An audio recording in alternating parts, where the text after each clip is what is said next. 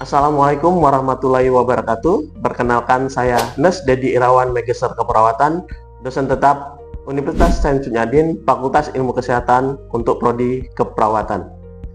Saya dosen pengampu untuk mata kuliah Konsep Keperawatan Komunitas pada program studi keperawatan dengan bobot SKS 2 SKS terletak pada semester 5. Untuk deskripsi mata kuliah, fokus mata kuliah ini membahas tentang konsep dasar kesehatan dan keperawatan komunitas pada program-program kesehatan dan kebijakan pemerintah dalam menanggulangi masalah kesehatan di Indonesia.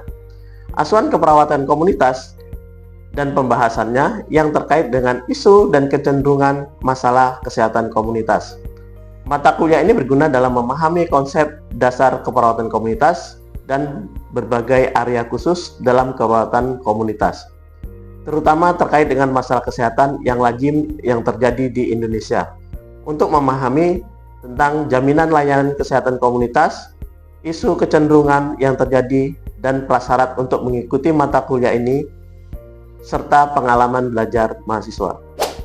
Untuk CPMK pada mata kuliah ini, setelah mengikuti pembelajaran pada mata kuliah konsep keperawatan komunitas, bila diberikan kasus pada situasi nyata, mahasiswa memiliki kemampuan yang pertama, merencanakan asuhan keperawatan komunitas dalam rentang sehat dan sakit.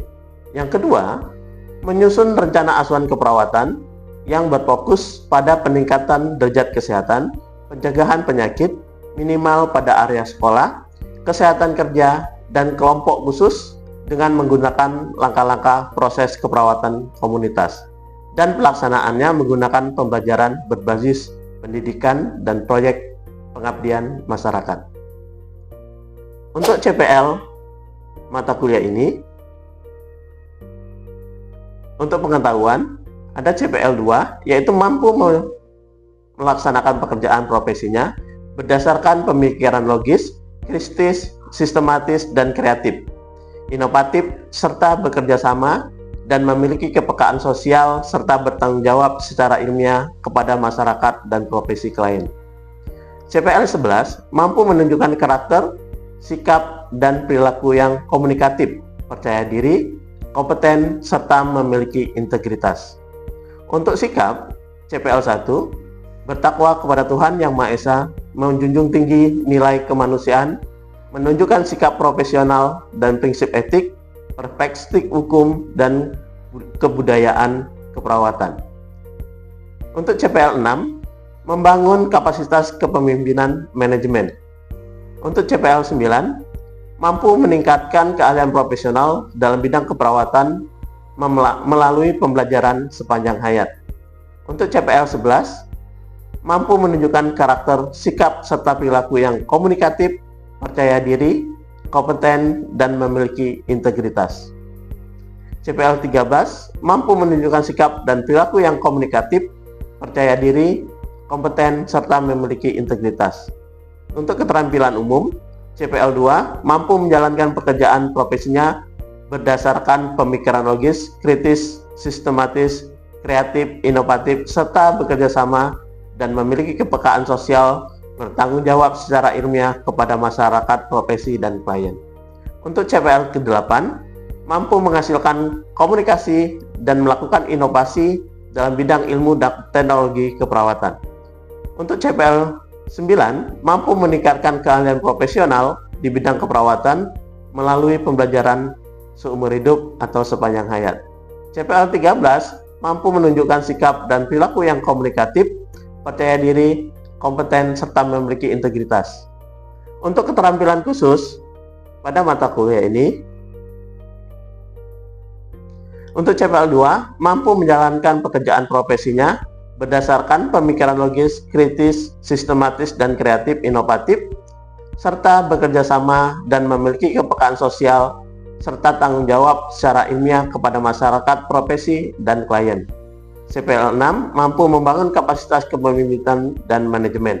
CPL 8 mampu menghasilkan komunikasi dan melakukan inovasi dalam bidang ilmu dan teknologi keperawatan. Untuk CPL 9 mampu meningkatkan keahlian profesional di bidang keperawatan melalui pembelajaran sepanjang hayat. Untuk penilaian pada mata kuliah ini, yaitu konsep keperawatan komunitas, terdiri beberapa hal. Yang pertama adalah aktivitas partisipatif mahasiswa, yaitu sebesar 10%, tugas atau small group diskusi, yaitu 10%, kuis 10%, untuk UTS dan UAS itu 35%. Untuk aktivitas pembelajaran pada pertemuan ketujuh, yaitu asuhan keperawatan komunitas, yaitu proses keperawatan komunitas yang berpaku pada asuhan keperawatan komunitas dari mulai pengkajian sampai dengan evaluasi. Untuk video pembelajarannya, silakan kita lihat di kelas. Assalamualaikum. Waalaikumsalam warahmatullahi wabarakatuh.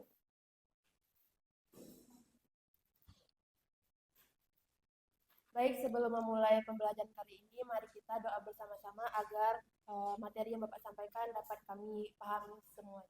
Baik, doa dimulai.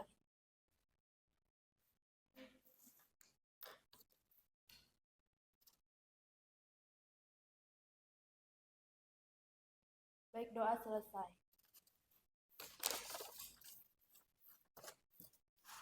Jadi untuk pertamanya kita absensi dulu ya. Saya akan mengecek kehadiran kalian karena ini merupakan pertemuan yang ketujuh ya. Oke, yang pertama Nurul Saadah, Sally Ernita Widyawati, Cahyani,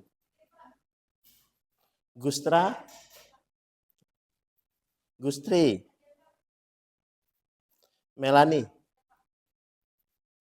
Anindya,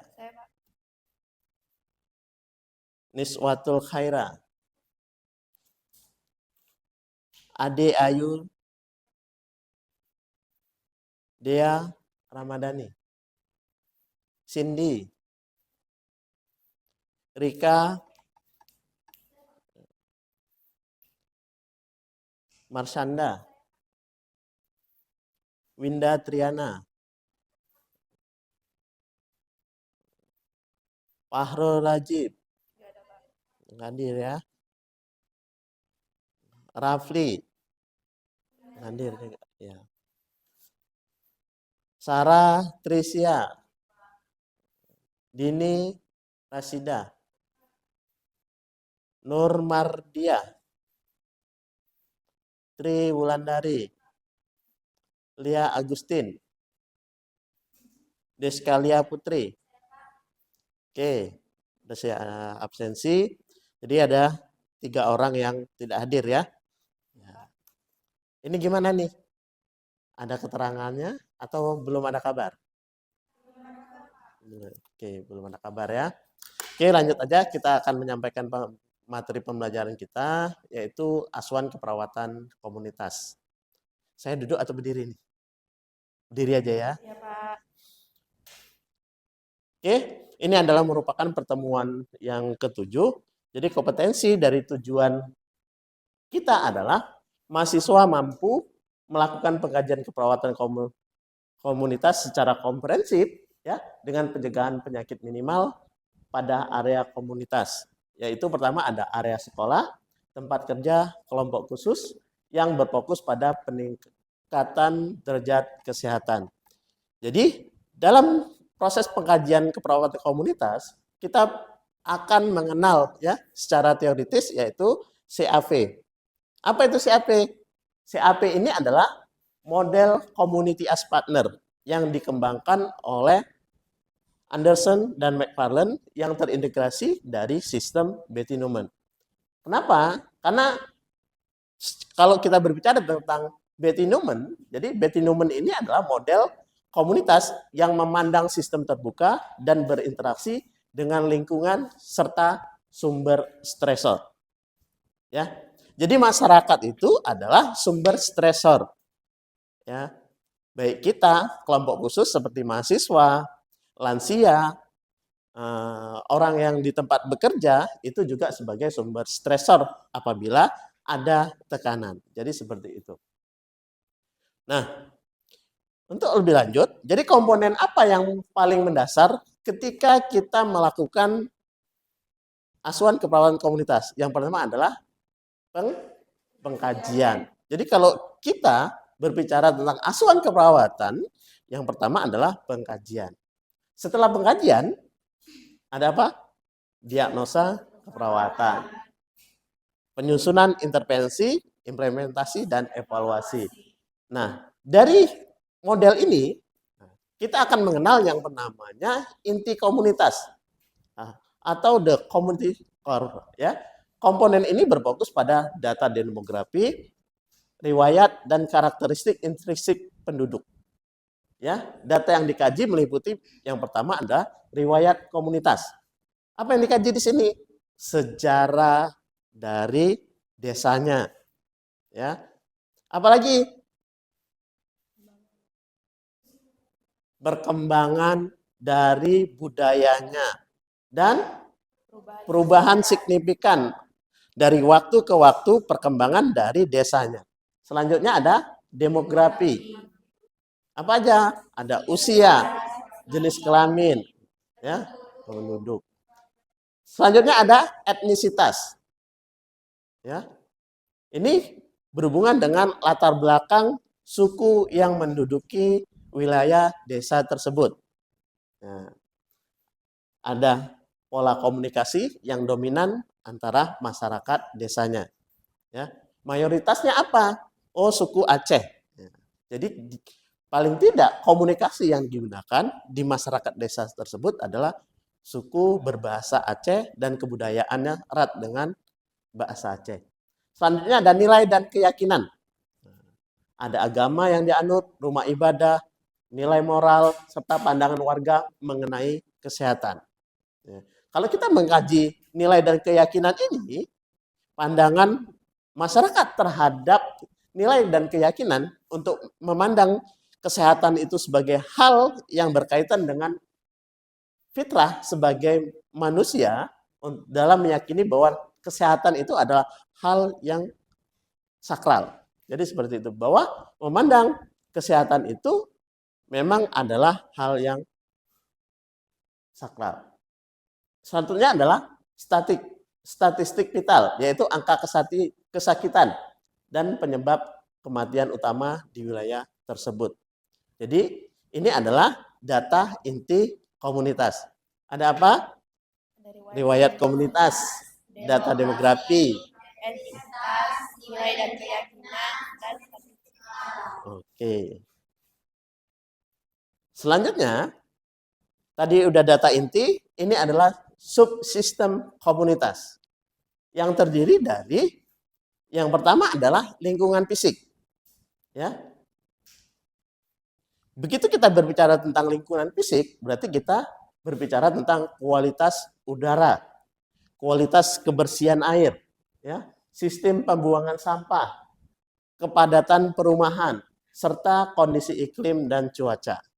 Nah, jadi kalau kita berbicara tentang lingkungan fisik, itu yang mendasar. Ya. Cuaca, iklim juga masuk di situ tentang lingkungan fisik.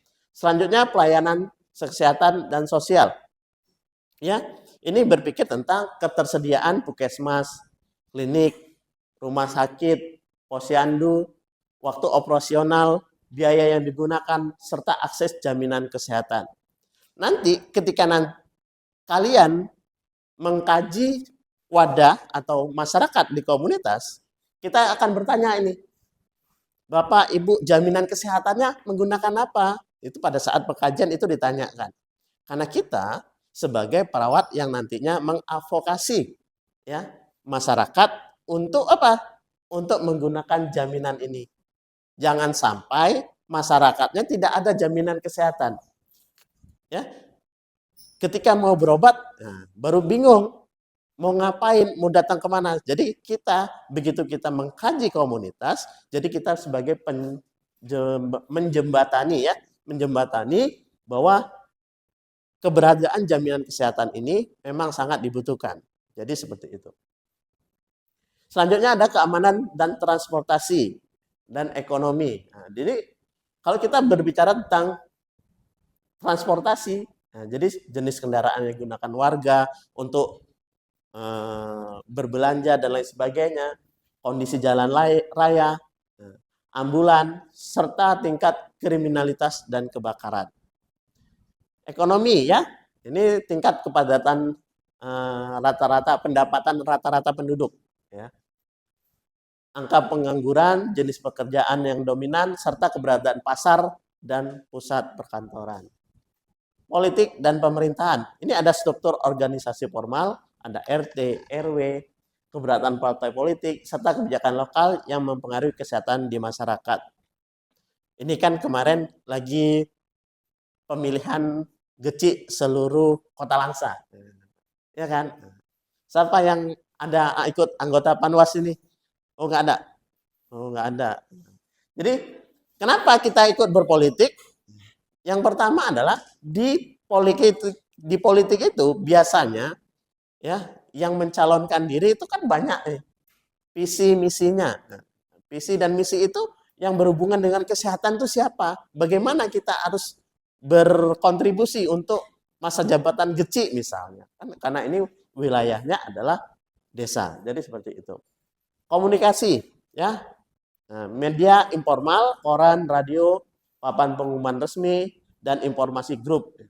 Biasanya di kita, di masyarakat ini ada grup WA desa, grup WA RT, ada grup WA ibu-ibu PKK. Jadi seperti itu. Jadi ketika ada permasalahan apapun dan informasi apapun, itu lebih cenderung cepat informasi itu didapatkan.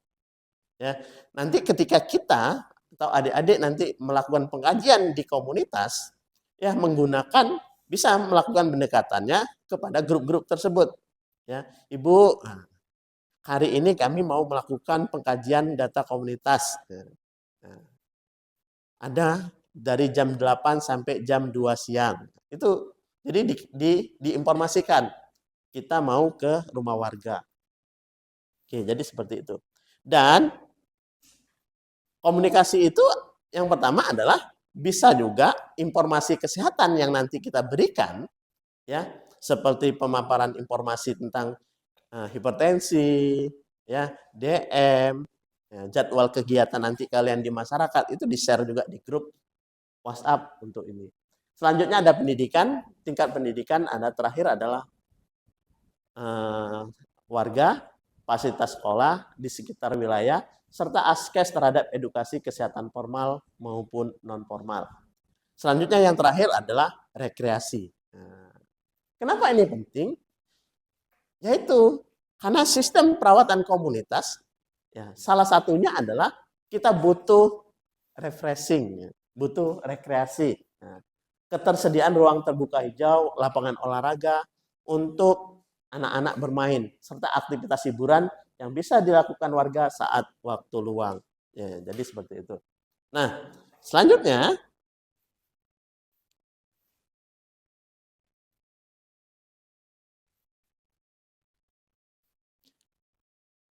ini ada beberapa hal metode pengumpulan data ketika kita mau mencari data, mengumpulkan data komunitas ya. Ada beberapa hal. Yang pertama adalah Windshield Survey. Apa ini Windshield Survey? Yang pertama adalah pengamatan langsung dan berkeliling di area desa untuk memetakan kondisi fisik dan aktivitas warganya. Ya, jadi nanti ketika ada kelompok yang terjun di komunitas, diharapkan bahwa masing-masing kelompok itu sudah membagi tugas. Ada yang Windshield Survey, ada yang membuat FGD, ya kan? Ada yang membuat angket, jadi seperti itu. Ya, ada tugasnya masing-masing. Ketika kita melakukan Windshield Survey, jadi kita melihat dan mencatat apa kegiatan masyarakat, kita catat. Berapa rumah ibadah, kita juga catat. Jadi apa yang didapatkan di lapangan itu kita catat. Selanjutnya adalah wawancara tokoh masyarakat atau key informant interview. Ya, di sini adalah diskusi mendalam bersama ketua RT atau ketua RW untuk mendapatkan informasi kesehatan di desa tersebut. Ya. Selanjutnya ada FGD ini, mengumpulkan sekelompok warga untuk membahas isu kesehatan spesifik secara partisipatif. Nah, biasanya FGD ini adalah diskusi kelompok yang didasarkan pada ya, pembagian tugas antara mahasiswa, ya, siapa yang ikut dalam FGD tersebut. Nah, siapa aja? Yang pertama ada Pak Geci, ada kader, ada bidan desa, ada tuhapet, dan lain sebagainya. Itu cukup ya di desa tersebut. Oke, selanjutnya ini ada angket atau kuesioner ya. Penyebaran formulir tertulis. Nah, jadi seperti itu. Selanjutnya ada dasa sekunder, ini memanfaatkan laporan dari Puskesmas, profil desa, serta Badan Pusat Statistik. Oke ya, ini adalah materi yang saya sampaikan untuk kalian.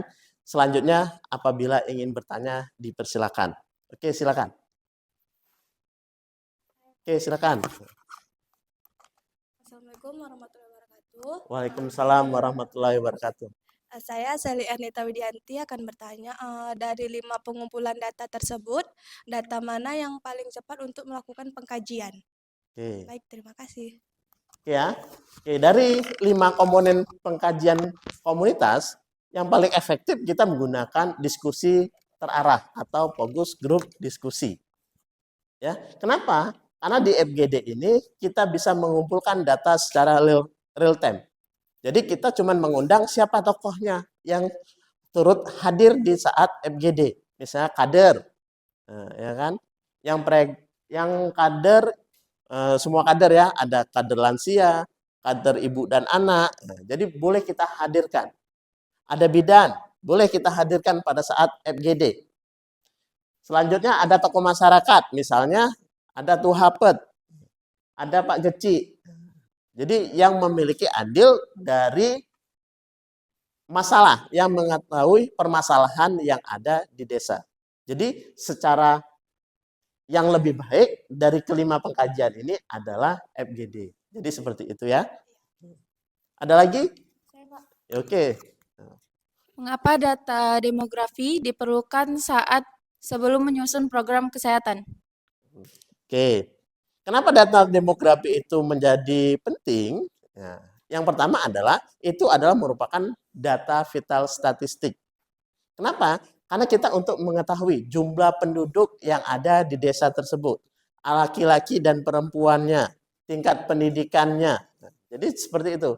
Karena ketika nanti kita akan membandingkan proporsi jumlah penduduk di desa A misalnya, yang berjumlah seluruhnya antara laki-laki dan perempuan, misalnya ada 2.600 jiwa. Baru kita klasifikasi lansia berapa, dewasa berapa, ibu-ibu berapa, usia produktif berapa. Jadi seperti itu. Karena apa? Karena kita membagi usia itu dari semua total penduduk. Kenapa? Pendekatannya adalah untuk mempermudah total cakupan penduduk kita di desa itu, untuk mempermudah berapa jiwa, sehingga data demografi itu memang selalu ikut itu di pengkajian di tahap awal. Di pengkajian. Oke ya, dari materi yang saya sampaikan, saya ini mau mencoba nih menggali informasi terhadap pemahaman kalian terhadap materi yang saya sampaikan. Kira-kira siapa? Dini? Saya, Pak. Silakan. Baik, Pak, untuk metode pengumpulan datanya, itu yang pertama itu ada Wilshire Survey, yaitu pengamatan langsung dengan berkeliling wilayah untuk memetakan kondisi fisik.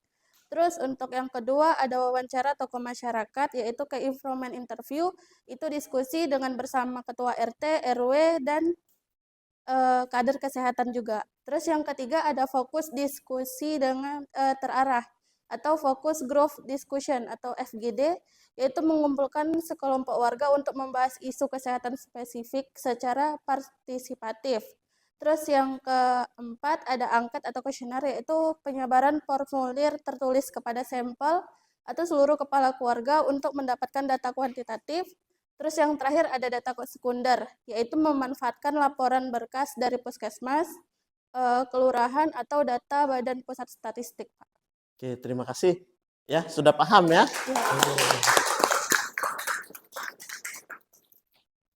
Nah, jadi untuk pertemuan kita kali ini kita tutup. Terima kasih sudah hadir. Tolong diinformasikan kepada temannya tadi yang nggak ada ya, yang tidak hadir ya. Ditambahkan untuk diskusinya besok di pertemuan berikutnya itu harus hadir. Ya, kenapa? Karena itu termasuk dari penilaian dari proses pembelajaran saat ini. Kalau nggak ada, saya akan simpulkan materi pembelajaran ini. Yang pertama tadi apa? Ketika kita melakukan pengajian, kita perlu teori apa? CAP, Community as Partner, berdasarkan dari Anderson dan McFarland tadi. Ya, yang pertama ada data inti komunitas. Ya, yang selanjutnya ada data apa? Data ya adalah data lingkungan fisik. Ya kan? Habis itu sosial dan masalah kesehatan. Ya kan?